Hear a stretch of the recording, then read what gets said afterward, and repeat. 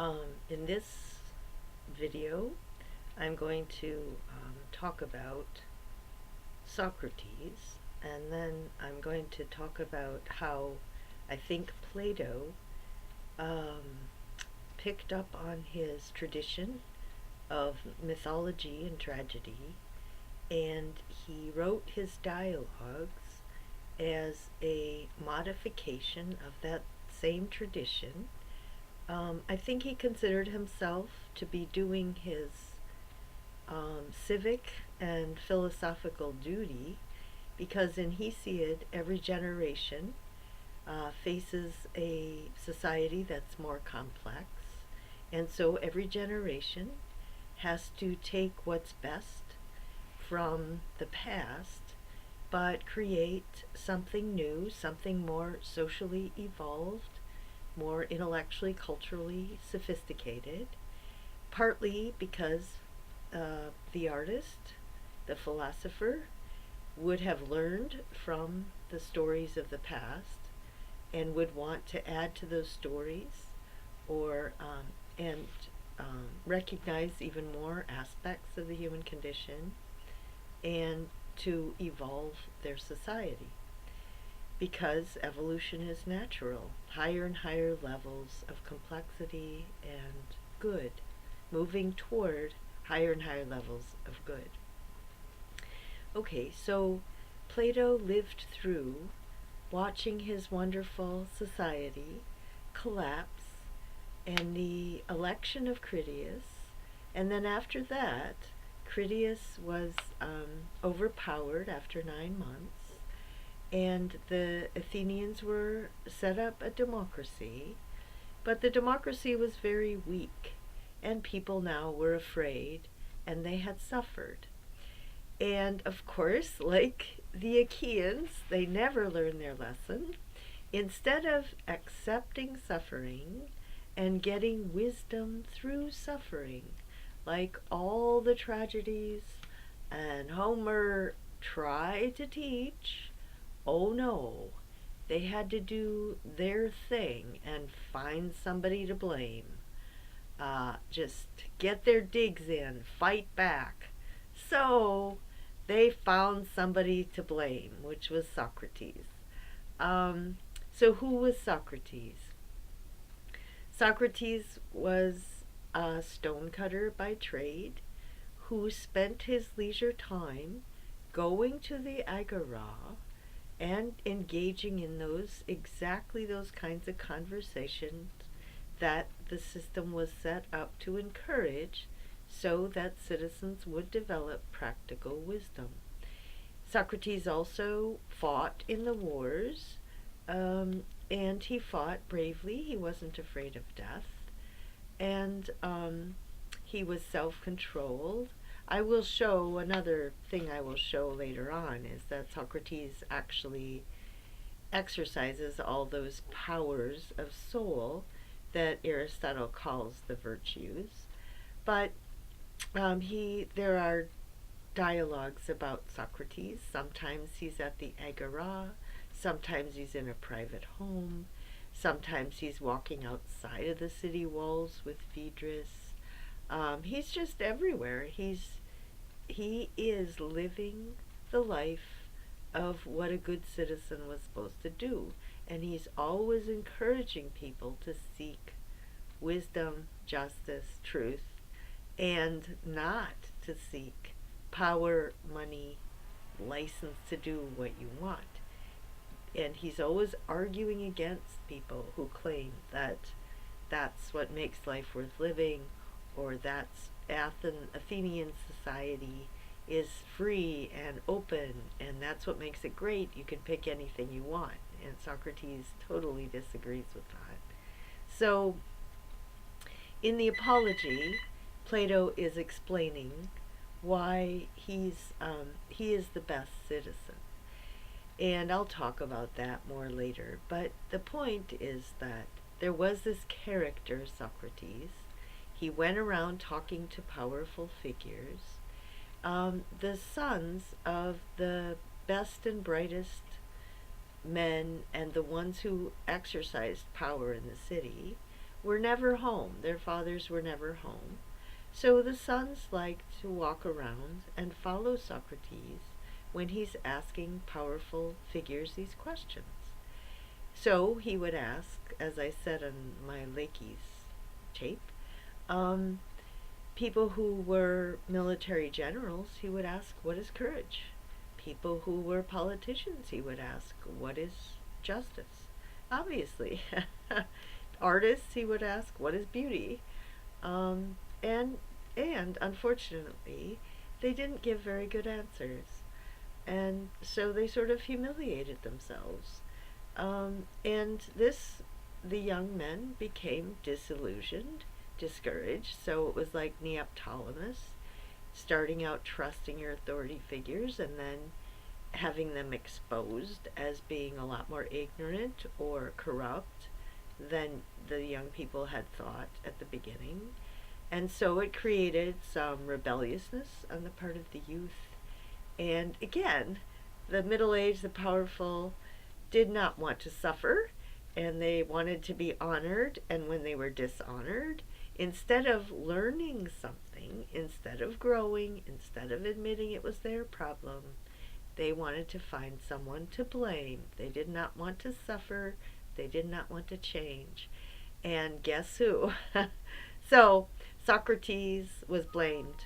He was accused of being an atheist and of corrupting the youth. And so the apology is a story, Socrates' story of his life. And in front of the jury, he's defending his way of life. And the jury votes against him, and so he's killed. So Plato, after that, he says in the seventh letter he had planned to have a political career because he was a member of one of the aristocratic families on both sides, and it was sort of expected, and it was also honored. So he wanted to do something honorable, he wanted to achieve, but he wanted to achieve something good. He just didn't want money or power for power's sake. He wanted to take his place in the hierarchy and take on civic duties. He wasn't going to be dissipated. But when he saw what happened, he decided, no, I don't think so. And he started his school. And then he started writing dialogues. And I will argue that the dialogues in the Republic, he talks about a system of education, and he talks about teaching mathematics, geometry, solid geometry, harmonics, astronomy, and always teaching with this patterns. Pattern recognition is the main goal of what you're teaching. And then, that's just the beginning, then you teach dialectics. Dialectics is the education of nous, and he says that. We have a natural power of mind, nous, and it needs to be educated. And the main education for that is the idea of the good. What is the good life? How would such a person live? And so I will argue that Plato's dialogues are the system of dialectical education that Plato had in his academy. And I think he was constantly tinkering with that, his dialogues, and rewriting them and putting in characters because they fit so well together. And there's no way they came full blown out of his forehead, one after the other. So I think he was just constantly revising them. Why wouldn't he? And they fit together so beautifully and so well.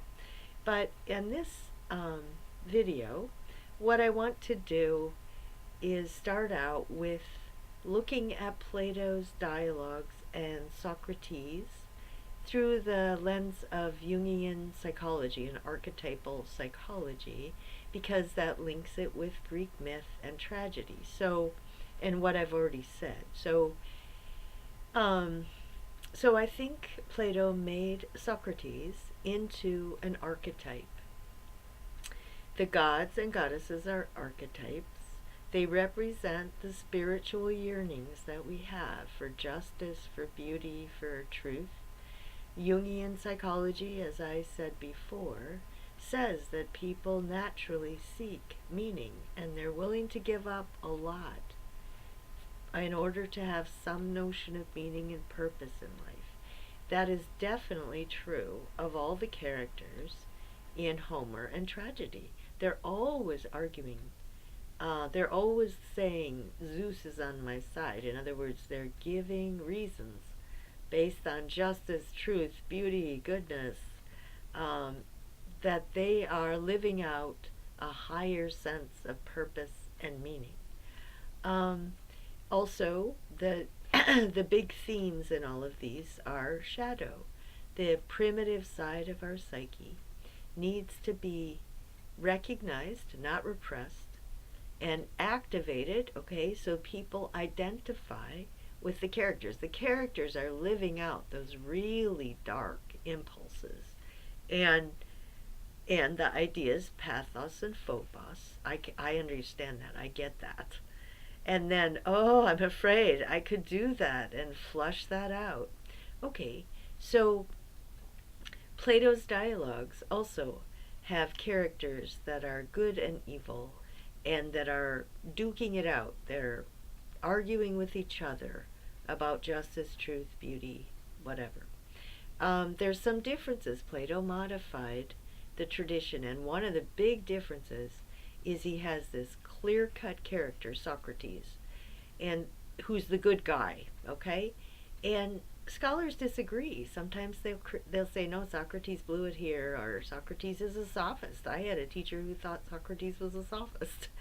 But anyway, Socrates says in the Phaedo, everything I've done has been driven by my mind, my nous. So I think we're supposed to read the dialogues that way, even if it doesn't look that way, even if it seems Socrates is, not telling the truth, because he says one thing over here and another thing over there, even when people think he made a mistake in judgment in his relationship to this or that. I think we're supposed to assume, Plato tells us, no, it's driven by nous, and you have to figure out why this is the best thing he could have said or done in this situation. So, nous seeks out the idea of the good, and Socrates has the idea of the good in his mind in everything he says. Now, the idea of the good is our understanding, but it corresponds with there's a power in the universe, the first principle, where everything moves toward the good, toward this combination of order and creativity. So the universe has those two principles of order, don't overstep the bounds or you self-destruct, and then creativity, move toward higher and higher levels of complexity, which are higher and higher levels of being.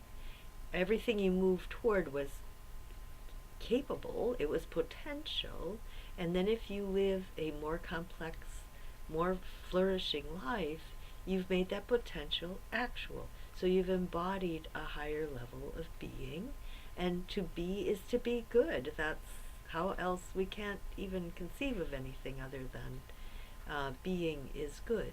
So the principle of good is a power, the first power in the universe is a principle moving toward of order and creativity. It's good, and we can understand that. And so Socrates not only has an idea of the good, he embodies the good. He is the good.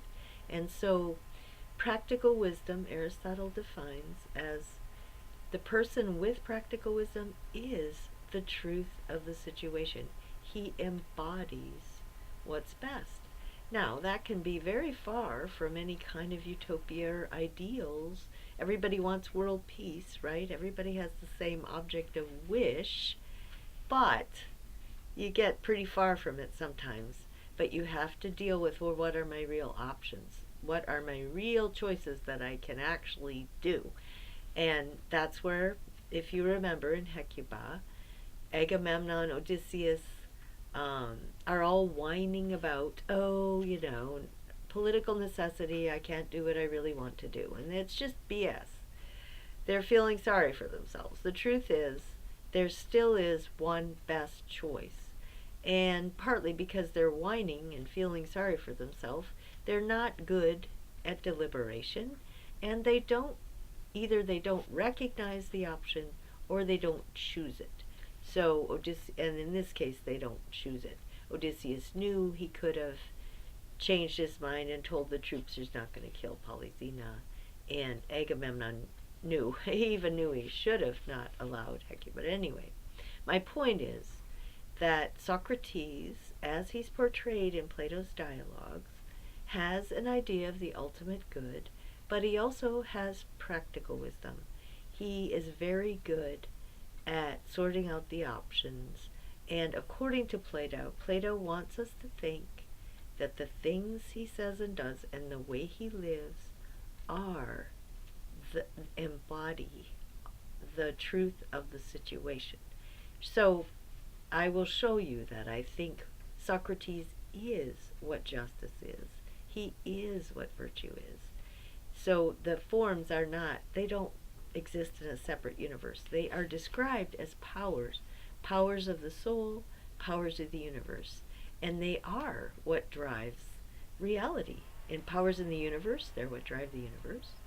Powers in the human soul, people always act on the basis of some idea of the good, as Aristotle says in sentence 1 of his Ethics. And they're doing that in Plato's dialogues. So I'm going to read Plato's dialogues through the filters of Aristotle's virtues, but also through the filter of Jungian archetypal psychology and this struggle, this desire to live an integrated life. So you are always aware of the dark shadow, those impulses. That's why Aphrodite and Ares are so dangerous. But you activate them. So in Plato's dialogues, he's answering the question. He's telling people, this is how we lost our democracy. Don't do this. You'll be tempted to do this. And so he has a whole lot of characters who have opinions and desires that destroy the city. And so he's trying to activate the dark shadow and get people to identify with it. I could do that, I could believe that, and then fear that, oh my gosh, I don't want to, because I don't want to destroy a free and open society, and then have a catharsis, flush it out. And also, Socrates is trying to activate what Jung called the golden shadow. You have this capacity to love wisdom and truth, and Socrates embodies that. And Plato in the Phaedrus says that young people are attracted to people or repulsed by people according to their passions, their deeply rooted passions. And we learn from people that we're attracted to, that we admire. And so he's trying to create this image of the person that we all should try to imitate. And so we're supposed to look at what Socrates does and think about, why is that the best thing? I don't get this. Why? Why does he say this to that person? Why does he say one thing here and the opposite thing there? Why is this the best thing? And that's how we learn. So Plato knows that if we don't have someone to talk to, it's much better to have a dialectical partner. But if we don't have that, then his books, his dialogues, are trying to present the kind of character that we could project onto and educate our golden shadow. Flush out the dark shadow, identify with the other characters, but, say, yes, I know that, I understand that, I could do that, but I don't want to do that, because it destroys everything that makes life worth living, and it ends, incidentally, including the death of Socrates. So it leads to the death or the condemnation of the people who are best, and the pandering and power and wealth of the people who are worst. And you don't want to do that, okay? You don't win in the end. Everybody loses in the end. Okay, so I think Plato mythologized his experience in Athens. He made it into a story that was based on patterns. So he's saying everybody who lives in a society that has enough intellectual and political freedom so that you can read his dialogues, okay? His dialogues would be censored in an authoritarian society, no question. And so would Greek tragedy, and so would Homer, because it portrays authorities as corrupt. And it's trying to get citizens to think critically and not to need an authority and not to accept an authority because they're wrong. And sometimes they know they're wrong, like Hecuba, and sometimes they're deluded and ignorant, like Agamemnon. But anyway, the point is, anybody who has access to Plato's dialogues is smart, has a sophisticated education, and is educated in a context of free and open dialogue. And Plato is telling you, if you value this, you may not do these things, because if you do these things, you will lose it. And you should value this education. You think it's precious enough so that you have to live in a certain way, you have to seek wisdom so that you can pass it on to the next generation. Otherwise, if you seek money or power or license to live as you like, you will destroy your society. It will become more authoritarian. You will lose political and intellectual freedom, and Plato's dialogues will be censored, and all the Socrateses in your society will be ostracized, killed, demonized, or marginalized, and powerless. So think twice. All right. So I'm going to read a paper I wrote about Socrates as a Jungian, Plato as a Jungian artist, and Socrates as an archetypal psychologist. So the idea is that I want to link Plato and Socrates to the Jungian language that I talked about earlier. I wrote a whole book on Plato and Jung, so there'll be this video, another video that talks about that book and those ideas, maybe a third, I'm not quite sure, but anyway. Okay, introduction, the centrality of self-knowledge in Jung and Plato. High on the side of Mount Parnassus, overlooking the rocky terrain, stands the temple of Apollo at Delphi, a tribute to the glory of Greek civilization. Carved on the pillars were two commands: know thyself and nothing in excess. Sometime during the 4th century BCE, a young man, a friend of Socrates, asked the oracle if there was anyone wiser than Socrates. The oracle answered that no one was wiser. To try and understand the oracle's meaning, Socrates walked through the streets and marketplace of Athens, questioning people about what they knew and did not know. Socrates believed his actions were a response to a divine calling, because he believed that, quote, it is the greatest good for a man to discuss virtue every day, for the unexamined life is not worth living. To his surprise, Socrates found that his interlocutors thought they knew more than they really knew about the most important questions in life. After speaking with each interlocutor, Socrates walked away, thinking, I am likely to be wiser than he is to this small extent, that I do not think I know what I do not know. The Athenians' lack of honesty about what they knew and did not know, their pride, caused serious problems, both for each one individually and for the society as a whole. Carl Jung, a 20th century Swiss psychologist, also recognized the difficulty and importance of self-knowledge. Quote, "To find out what is truly individual in ourselves, profound reflection is needed, and suddenly we realize how uncommonly difficult the discovery of individuality is." Unquote.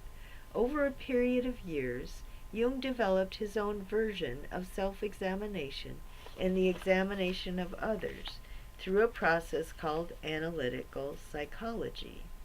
At first glance, Socrates and Jung seem to have different views of the nature of self-knowledge and the process by which one attains it.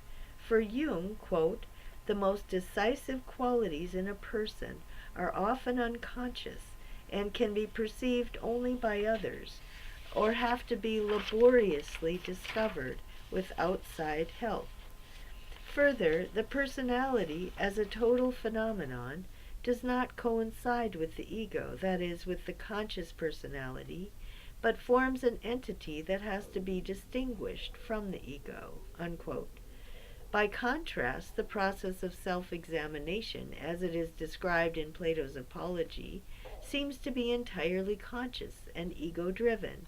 Socrates asks a fellow Athenian what the man thinks he knows, and discovered that he thinks he knows more than he actually knows.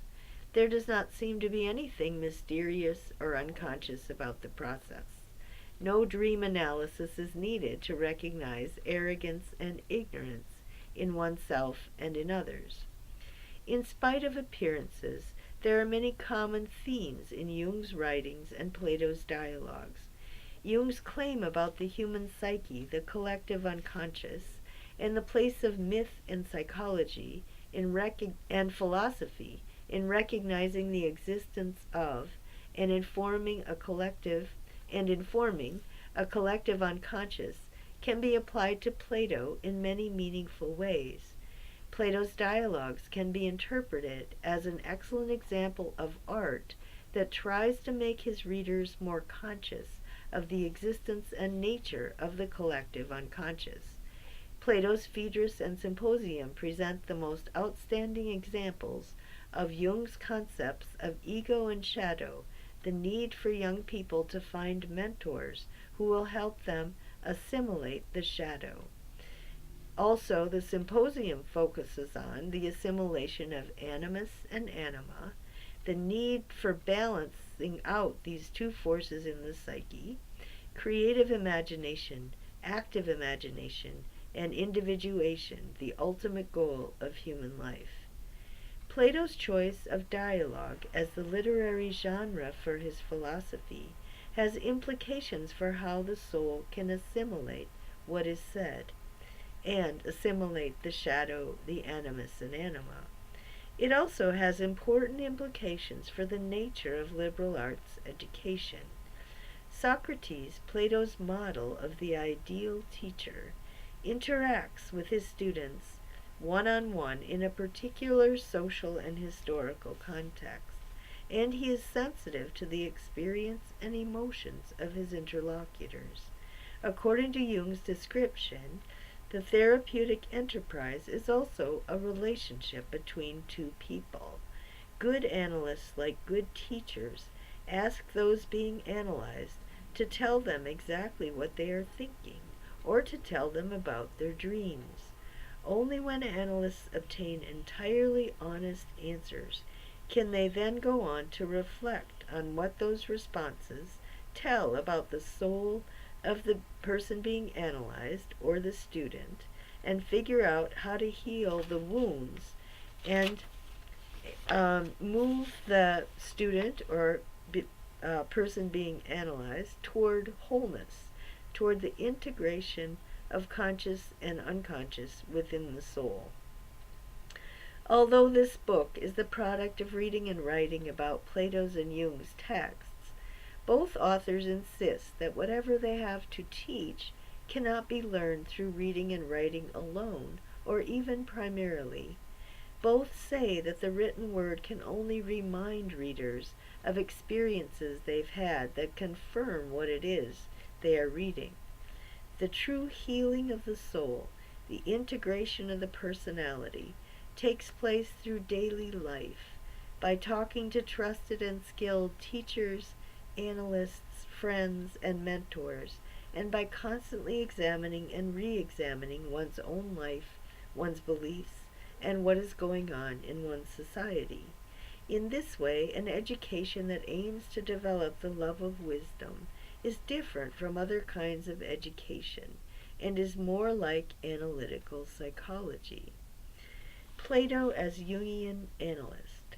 Both Carl Jung and James Hillman, an archetypal psychologist, discuss the nature of art and Plato as an archetypal artist. Their claims reinforce my own way of reading Plato's works.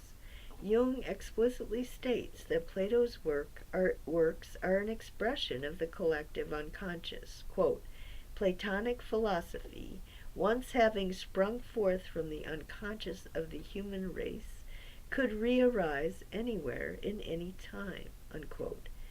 And this is true. I think Plato's dialogues, the reason why every generation has people that are insanely attracted to them is because they touch the collective unconscious. And also, Plato himself would say the themes in his dialogues are in Homer and tragedy, and after Plato died, other people picked up these themes. Jung defines the collective unconscious as follows, quote, the collective unconscious is not to be thought of as a self-subsistent entity. It is no more than a potentiality handed down to us from primordial times in the specific form of mimetic images, or inherited in the anatomical structure of the brain. There are no inborn ideas, but there are inborn possibilities of ideas that set bounds even to the boldest fantasies. So, in tragedy, for example, we see these patterns, right? And they're based on the human condition, as I've said over and over. Those drives, especially for pleasure, avoiding pain, and power, represented by Aphrodite and Ares. Jung argues that art, which comes from the collective unconscious, will have to be expressed symbolically through archetypes. Quote, the primordial image or archetype is a figure, be it a daimon, a human being, or a process, that constantly reoccurs in the course of history and appears wherever creative fantasy is freely expressed. Mythological figures give form to countless typical experiences of our ancestors. They present a picture of psychic life in the average, divided up and projected into the manifold figure of the mythological pantheon. Jung recognizes the need for the images of myth to be articulated into conceptual language in order to synthesize the insights of religion and intuition with the findings of science and the biological aspects of the human psyche. Quote, but the mythological figures are themselves products of creative fantasy and still have to be translated into conceptual language. Only the beginnings of such a language exist, but once the necessary concepts are created, they could give us an abstract scientific understanding of the unconscious processes that lie at the root of the primordial images. In each of these images there's a little piece of human psychology and human fate, a remnant of the joys and sorrows that have been repeated countless times in our ancestral history, and on the average follow ever the same course. And again, as I said, Jung studied all the world's ancient myths, not just the Greeks. On my reading, Plato's dialogues are one attempt to integrate the creative, imaginative, fantasy image of the life of the philosopher as Plato understands it, and as Socrates is shown to live it, with the conceptual language of the forms. Plato's dialogues present encounters between particular human beings that integrate imagination, fantasy with reason, concepts, definitions, and arguments, and tie them all together into a complete way of life, the paradigm of the philosophical life. Like Jung, Plato understands the importance of taking on such a task. Jung recognizes Plato's greatness as an artist. He also recognizes the possibility and importance of linking Plato's artistic image of the philosophical life to greater scientific knowledge of the existence, nature, and impact of the collective unconscious in the daily lives of people living 2200 years later. Jung discusses the relation between particular situations and archetypal situations. Quote, "The struggle for adaptation is so laborious because we have constantly to be dealing with individual and atypical situations. So it's not surprising that when an archetypal situation occurs, we suddenly feel an extraordinary sense of release, as though transported or caught up by an overwhelming power. At such moments we are no longer individuals, but the race. The voice of all humankind resounds in us. The individual person cannot use his powers to the full unless he's aided by one of these collective representations we call ideals, which releases all the hidden forces of instinct that are inaccessible to his conscious will. The most effective ideals are always fairly obvious variants of an archetype." Unquote.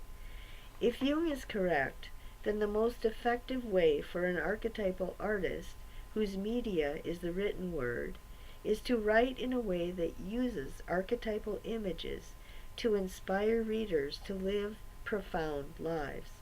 Plato's personal encounter with Socrates inspired his literary image of the character of Socrates. The image in written speech passed on to us is Plato's invention of an archetype that he hopes will inspire readers to pursue the love of wisdom as a way of life, the most natural and best way of life.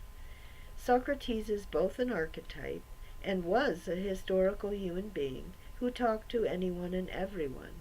He spent his time hanging out in the agora, going to drinking parties at the houses of his friends, fighting bravely in wars, and doing what most human beings do. He talks to people about the kinds of things every human being thinks about: beauty, love, justice, virtue, truth. Plato's trying to lead his readers, as he tried to lead his students at the academy, toward their individual sense of a higher calling, toward their particular archetypal destinies.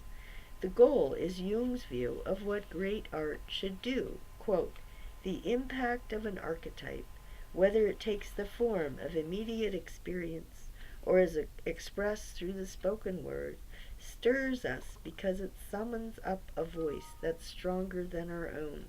Whoever speaks in primordial images speaks with 1,000 voices. He enthralls and overpowers, while at the same time he lifts the ideas he's seeking to express out of the occasional and the transitory into the realm of the ever-enduring. He transmutes our personal destiny into the destiny of humankind, and evokes in us all those beneficent forces that ever and anon have enabled humanity to find a refuge from every peril and to outlive the longest night." Plato's dialogues present particular examples of when the characters' immediate experiences include both speaking about a very serious question and living their lives according to their positions on the question being discussed. The mistakes they make and the tragic consequences of those mistakes should inspire all of Plato's readers to develop a passion for wisdom, leading them to a more archetypal way of living. The dialogues not only teach readers to endure suffering and tragedy, but to live in ways which will prevent unnecessary suffering and tragedy. The dialogues do not present historically accurate descriptions of the events The images are archetypal, but they are archetypes that include a great deal of particular detail, so readers can identify as closely as possible with the scene and make the connection between archetypal situations and their own analogous experiences. In his book, The Myth of Analysis, James Hillman talks extensively about human creativity, psychology, and teaching. Hillman begins by emphasizing that Jung distinguished himself from other psychologists by calling human creativity one of the 5 basic instincts, as powerful as hunger, sexuality, the drive to activity, and reflection. Quote, Jung's major concerns in both his therapy and his writing was with the manifestations of the creative instinct and within disentangling it from the other 4. Unquote. Hillman agrees with Jung that creativity can take many forms. Quote, the urge to wholeness, the urge toward individuation or personality development, the spiritual drive, the symbol-making transcendent function, the natural religious function, or in short, the drive to be realized. Unquote. This is Aristotle's drive toward flourishing, the actualization of all the capabilities in the human psyche. A good therapist should always try to develop the creative potential within each patient. Hillman expands on Jung when he makes connections between Jung's theory and Socrates' way of life. He sees a deeper connection between the real meaning in Jung's theory and the deepest meaning in Plato's dialogues. Quote, we know from both Plato and Jung that the soul's health is its psychological integrity, and that eros is the integrating factor. Unquote. Hillman's reading of Plato, with its emphasis on the dramatic interchange between characters and the importance of erotic drive beneath everything that is said, is much like my own. Quoting Hillman, the Platonic writings bear witness to the assertion that in Socrates the voice which spoke through his personal daimon was that of Eros. Socrates, that model of a psychologist, whose first concern was with the health of the soul, who had the gifts of clairvoyance, prophecy, and other psychic powers, which he attributed to the effect of the daimon, whose psychological anima showed in his susceptibility to and concern with beauty, and in his mytho-psychological imagination, and who taught creativity through dialectic and his own example. Unquote. As a therapist, Socrates' first task is to cure the soul of all its illnesses and to disentangle it from its other instinctual drives. When the soul has turned away from the irrational preoccupation of the world of the cave, Socrates' next task is education. Quoting Hillman, for Socrates, all true teaching, teaching that was not sophistical and bought and sold, was possible only through the daimon of Eros. The daimon alone determines whether the educative association between two people is possible or not. If true education comes through love, there is implied a reverse proposition. Love proves its true nature when it's educated. We know that for Socrates, love and teaching go together, that love is teaching itself, and that there was no philosophy without friendship or love. The awakening of the psyche depends altogether upon the eros daimon. The psyche is educated, let out of its chrysalis through the recollecting its pre-existent wings, that is, its a priori relationships with the divine archetypal nature of all things. And by a priori, he doesn't mean Kantian. It's not Kant. It's what's embedded in the collective unconscious, what's been formed over millennia for a long, long time, and then becoming conscious of that, triggering that.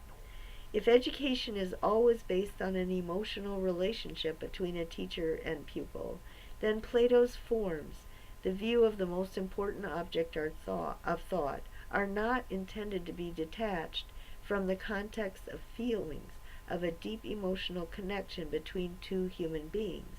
Hillman says, quote, Socrates' philosophizing is not abstract thought, definitions, and heuristics, but a driven mission to move the soul toward awareness of its archetypal background. Eros for Socrates is the very means of true cognition, binding together in synthesis all psychic faculties of cognition, conations, and affectivity. Unquote. Socrates' emphasis on relationships reflects a position among psychologists about the critical impact of interpersonal relationships on human behavior, hence on human history. Quote, since transference occurs in any close involvement, each binding personal connection affects the historical psyche. Transference is where a capacity inside of you is projected onto the other person. Our relationships do not change merely you and me. They affect history. They are a form of culture. Their maintenance is also a first concern of the soul, required not only for its individual health, but for the integrity of all human life, and for the transference of psychological history to future generations. Unquote. I have argued that Plato's so-called forms are manifested in interpersonal relationships. They exist as powers, both powers in the natural world and powers in the human soul. Socrates, as he is portrayed in the dialogue, is an image in written speech of what justice, virtue, love, etc. are. There is no higher manifestation beyond what we observe in the character of Socrates, except the actual exercise of those same powers in the souls of the readers when they choose to live the same kind of life. Plato's model of a Socratic way of life is an effort to develop the human soul to a greater degree than it had been developed before, to set a higher standard of human excellence than the Athenians had been exposed to before. The potential for such a life always existed in the human soul. Plato just describes that potential, those powers latent within us, and shows us a model of someone who is exercising those powers, an image for us to imitate. The Socratic way of life is manifested most of all in the dynamic between people as they make choices and come together or break apart due to the ways of life they choose. Plato's trying to educate his readers so they will make better choices, live better lives, learn from history, and create a better history. The process of educating the soul, leading to a higher level of culture and a less tragic human history, is the highest manifestation of human creativity. It's the way the creative instinct focuses beyond the other four more primitive instincts and activates the collective unconscious in ways that promote the most integrated way of life, the completely individuated way of life. Finally, these views of the soul, art, creativity, therapy, and education lead to other significant conclusions. First, the activity of therapy, the relationship between a therapist and a patient, is a creative act. Only an individuated person will have the depth of intuition necessary to accept the projections and ask the questions necessary to draw out what is best, the creative instinct, in a student or patient. The process itself is a creative act of making it possible for a person to come to a higher level of self-knowledge and personal integrity. It requires as much concentration, training, and skill as the act of painting a picture or designing a building. Likewise, the act of teaching, of leading a student from an unexamined life to an examined life, is also a creative act. Socrates was not only a great teacher, he was a great artist. Although he did not write anything or create an artifact, he created human relationships, which were of such a profound quality that he changed history through the life histories, writing, and stories of those whose souls he changed.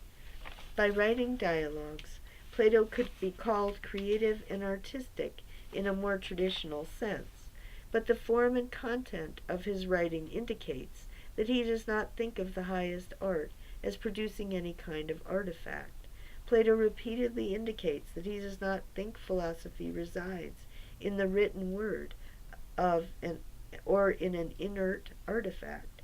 Rather, philosophy lies in the souls of human beings and exists only when people are continually examining themselves and others so they can develop and maintain an integration of sensation, imagination, thought, and intuition, what Jung calls the four functions of the psyche.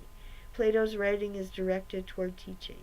It is a tool for those who come later to be reminded of how they can trigger their own most creative instincts and that of those around them. Once activated, the creative instinct can and should be applied to all areas of life. Those who feel called to go into politics and create a healthy political climate in their nation should do so. Those who feel called to go into the economic sector and create a healthy business climate should go. Education, medicine, law, journalism, the traditional arts, and every sector of every society needs the creative activity of those who have achieved a high level of individuation. Plato's art points beyond itself to the desire to ignite the natural creative instinct, what he calls the love of wisdom. It is up to his readers to be inspired by his works and to achieve a high level of integration in whatever tasks they take on in adult life. And so, in relation to these videos I'm making, it should be obvious that Plato has learned from the tradition he grew up with, and now he's adding to it. He's not throwing it out. He's modifying it. And I will get to that, Plato on Homer in the Republic, eventually. Okay.